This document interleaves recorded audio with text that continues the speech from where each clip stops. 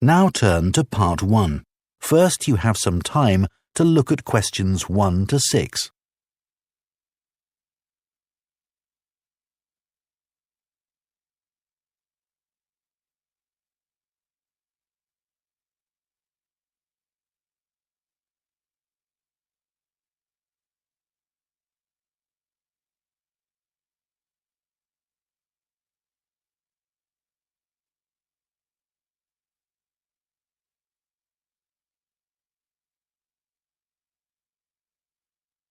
Now listen carefully and answer questions 1 to 6.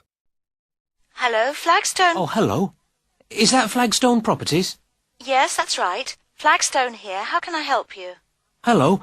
I'm ringing just to make inquiries about renting a house. My name's John Anderson. Yes, Mr. Anderson. What sort of thing were you looking for? 2-bedroom house with garden. Well, yes, sir, that shouldn't be any problem. Just to let you know that our main areas, the main areas we deal with are the city centre itself. City centre, And the north suburbs. Oh, well, we were most interested in the northern areas, actually. Right, yes. What sort of price were you thinking of? Well, could you give me some idea? Certainly.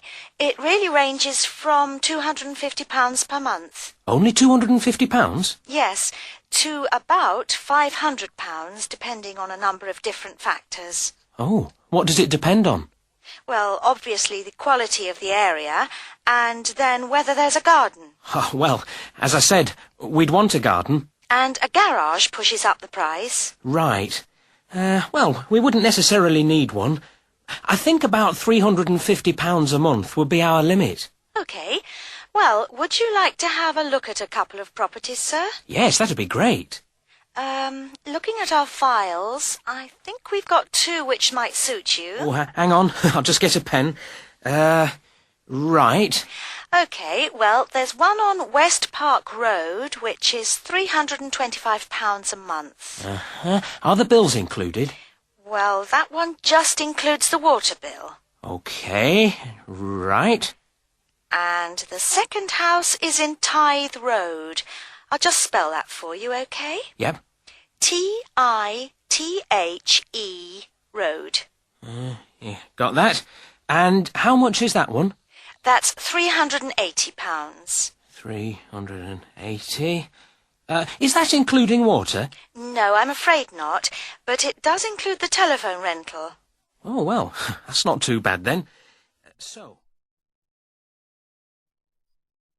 Before you hear the rest of the conversation, you have some time to look at questions 7 to 10.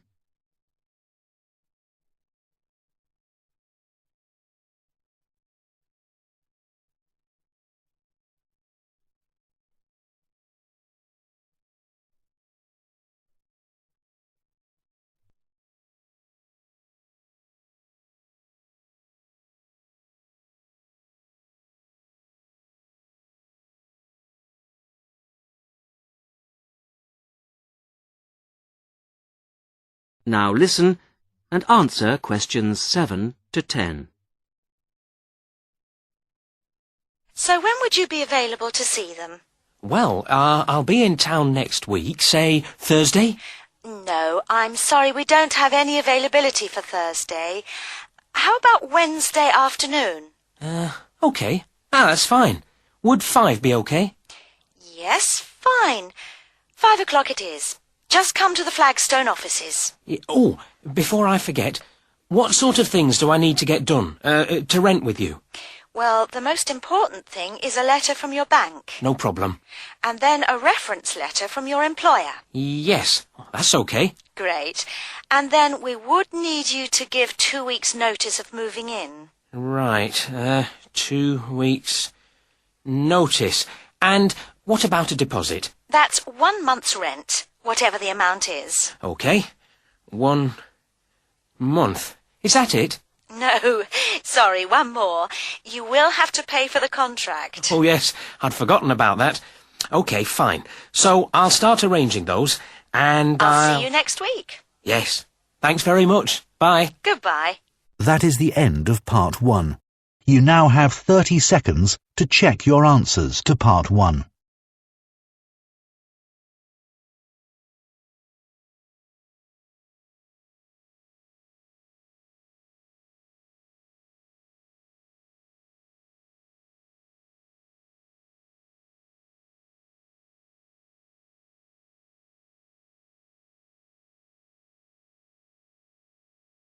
Part 2. First, you have some time to look at questions.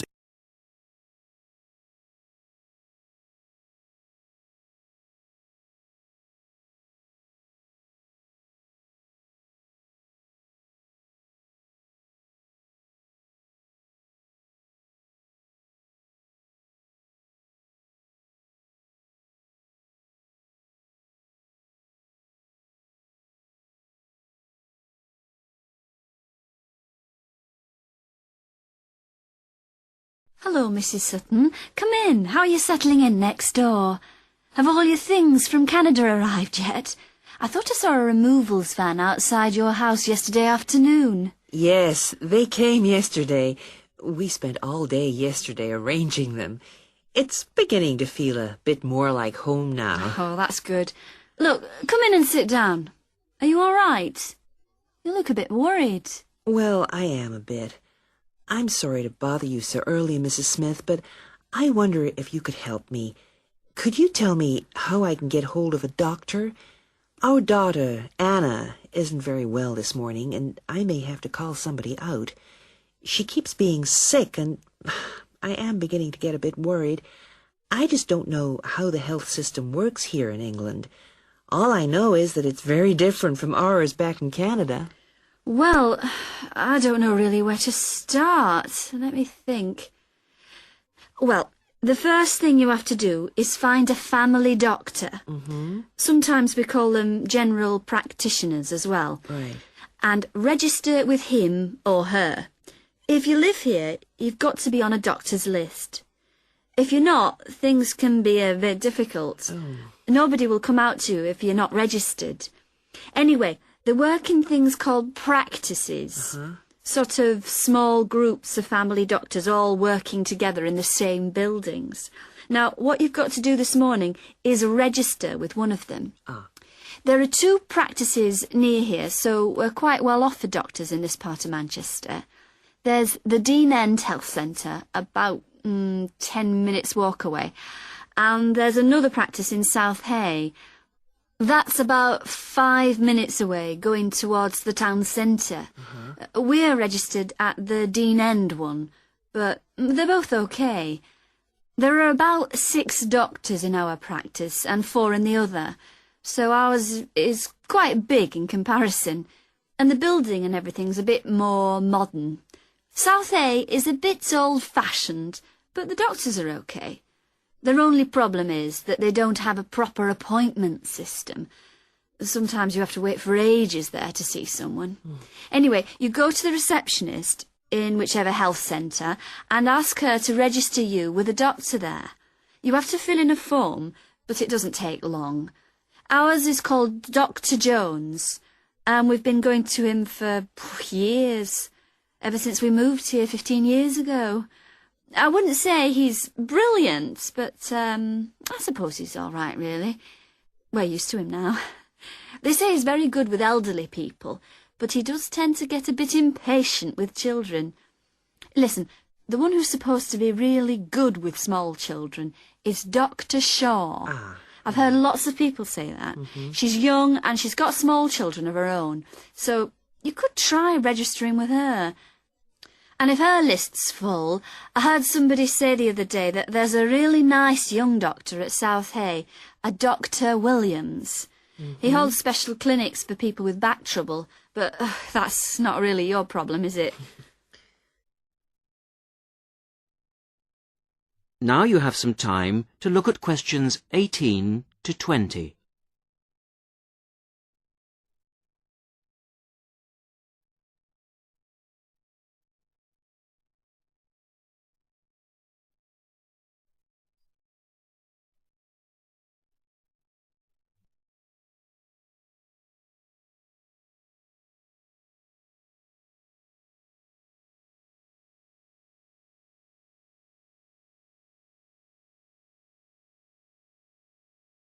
Now listen to the rest of the conversation and answer questions 18 to 20.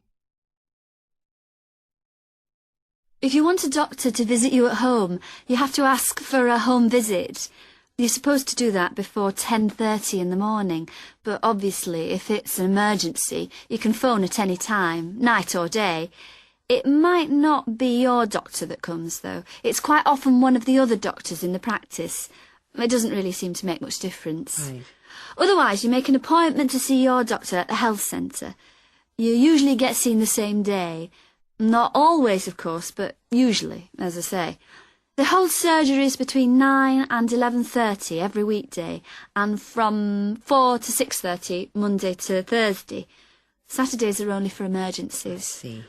When the doctor sees you, he gives you a prescription. He writes what medication you need on it, and you take it to a chemist shop. There's one opposite the centre. If it's for a child under 16, you don't have to pay, so if it's for Anna, there's no problem. The same thing goes if you're unemployed or retired, or if you're pregnant. Just as well, because it's not cheap. You pay the same price for each item the doctor has prescribed. At the moment, it's something like £5 per item. So you pay for the medication, but the consultation with the doctor doesn't cost you anything. It's completely free as long as you're a resident here. You're going to be here for 3 years, aren't you? Uh-huh. So, there shouldn't be any question of you paying anything to see the doctor. So that's one less problem to worry about. Look, Mrs. Sutton, if you want, I'll sit with your daughter for half an hour if you want to go down to the health centre to register. It's no trouble, really, don't worry. Are you sure you wouldn't mind? That would really help me a lot. I'll ask them if they can send someone round later to see Anna. I think I'll try the Dean End Centre. Good idea. Don't worry about Anna. Right. I'll be back as soon as I can. That is the end of Part 2. You now have 30 seconds to check your answers to Part 2.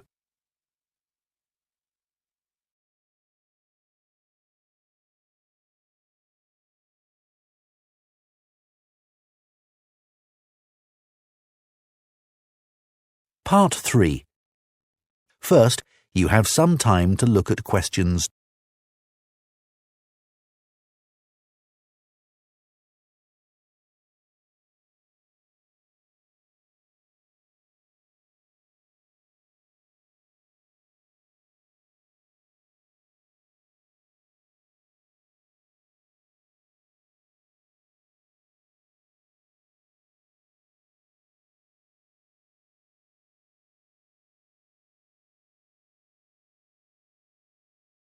Now listen carefully and answer questions. Hello. Jonathan Briggs, isn't it? Yes, that's right. Do come in and sit down. Thanks. Right. Well, Jonathan, as we explained in your letter, in this part of the interview, we like to talk through your application form, your experience to date, etc. And then in the second part, you go for a group interview. Group interview. Yes, I understand. So, your first degree was in economics? Yes, but I also did politics as a major strand. And you graduated in 1989. And I see you've been doing some teaching. Yes, I worked as a volunteer teacher in West Africa. I was there for almost 3 years in total, from 1990 to 1992. How interesting. What organisation was that with? It's not one of the major ones. It's called Teach South. Oh, right. Yes, I have heard of it. It operates in several African countries, doesn't it? And what kind of school was it? A rural cooperative. Oh, a rural cooperative. How interesting. And what did you teach? A variety of things in different years. I did, with forms 1 to 3, mainly geography, and some English with Form 5. Then, in my final year, I took on some agricultural science with the top year. That's Form 6. Right. Quite a variety, then. I also ran the school farm. How interesting. Before the interview continues, you have some time to look at questions 28 to 30.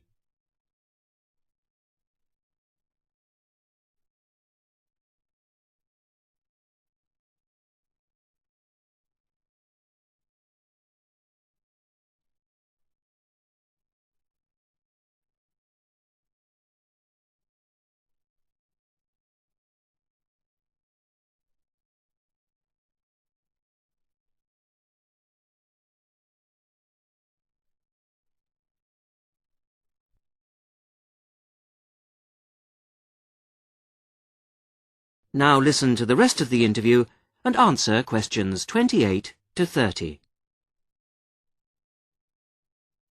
And how did you find the whole experience? I'll be honest with you. At the end of the first year, I really wanted to leave and come home. Oh, why was that? Well, I was very homesick at first and missed my family. Oh, yes, I can understand that. And I also found it frustrating to have so few teaching resources. But I did decide to stay, and in the end I extended my tour to a third year. Right. Things must have looked up then.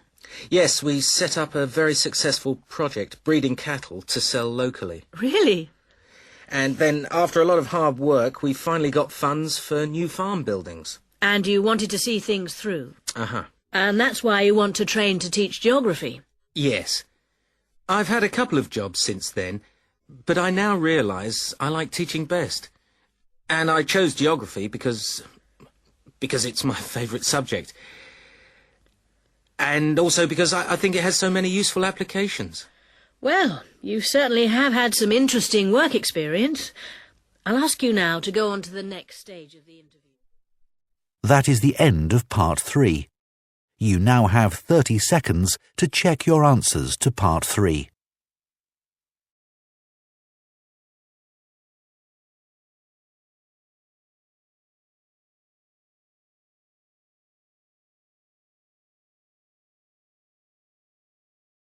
Part 4. You will hear part of an environmental science lecture about microplastics. First, you have some time to look at questions 31 to 40.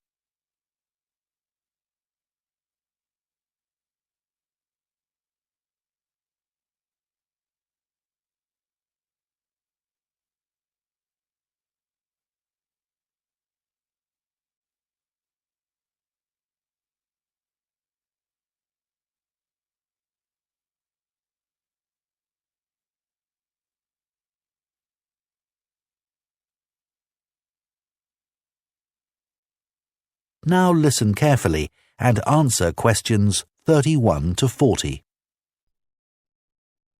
Today's Health Council is presented by Paula Clayburgh, who is the Chief Counsellor at Liverpool's famous pain clinic, the Wilton Clinic. Paula. Do you know what Prince Charles, Sevi Ballesteros and Elizabeth Taylor have in common? They all suffer from chronic back pain. In fact, bad backs are one of the most common health problems today, affecting people in all walks of life. The most recent available figures show that about 250,000 people are incapacitated with back pain every day. And many sufferers don't know the cause or the solution to their problem. The majority of our patients at the clinic tend to be women. They are especially vulnerable because of pregnancy, but also because of osteoporosis, which I personally believe to be the major cause of problems for women. I have many women patients who say they have completely given up exercise because the pain makes them so miserable. But of course, that starts up a vicious circle. Bed rest, giving up exercise, and painkillers are traditional responses to back pain. But although there are many excellent drugs on the market, at our clinic we're beginning to realise the unique benefits of relaxation therapy. Other specialists in the field make a strong case for certain types of exercise, but in our experience they are easily mishandled and can lead to more harm than good. Now let's look at some of the reasons why back pain is developing into such a unique menace. In general, the body is pretty good at self-repair. A strain or a blow to a limb, though painful at the time, generally resolves itself. But the body's response to back injury can be very counterproductive. When pain strikes, we attempt to keep the back as immobile as possible, which makes the muscles tense up. Research shows that they often go into spasm, which causes further twisting of the spine. A vicious circle is underway. The The second mistake we often make when stricken with extreme back pain is to go to bed and stay there. Although at the clinic we recognise that a short rest in bed can be helpful, up to 2 days, any longer makes our back muscles become weaker and unable to hold up our spine. The pain, therefore, becomes worse. Another problem is being overweight. Anyone a stone or more overweight who already has back pain is not doing himself any favours. Though it won't actually set it off in the first place, the weight will increase the strain and make things worse. The British diet could be partially to blame for the increase in back pain. Over the last 10 years, the average weight of men has risen by 11 pounds and of women by 9 pounds. So much for the causes and aggravations of pain. But what can we do to help? There are many ways in which simple day-to-day care can make all the difference. The first point to watch, of course, is weight. If you are overweight, a diet will make all the difference. Also, studies have shown that just 1 hour sitting in a slouched position can strain ligaments in the back which can take months to heal. At the clinic, we have come to the conclusion that the major cause of the problem is not with the design of chairs, as some have suggested, but in the way we sit in them. It can be useful to get special orthopaedic chairs, but remember, the most important improvement should be in our posture. Another enemy of your back is, of course, your beds. If your bed doesn't give enough support, back muscles and ligaments work all night trying to correct spinal alignment, so you wake up with a tired, aching back. Try out an orthopaedic mattress or a spring-slatted bed. Research shows that both can be beneficial for certain types of back pain. Another hazard for your back are the shock waves which travel up your spine when you walk, known as heel strike. A real find for our patients has been the shock-absorbing shoe insert, a cheap but very effective solution. And you might be better off avoiding shoes with heels higher than 1.5 inches. Though absolutely flat shoes can be a solution for some, others find their posture suffers. Finally, a word about the state-of-the-art relief, the TENS machine. A small battery-powered gadget which delivers subliminal electrical pulses to the skin. Our experience indicates that your money is better spent on the more old-fashioned remedies. That is the end of Part 4. You now have 30 seconds to check your answers to Part 4.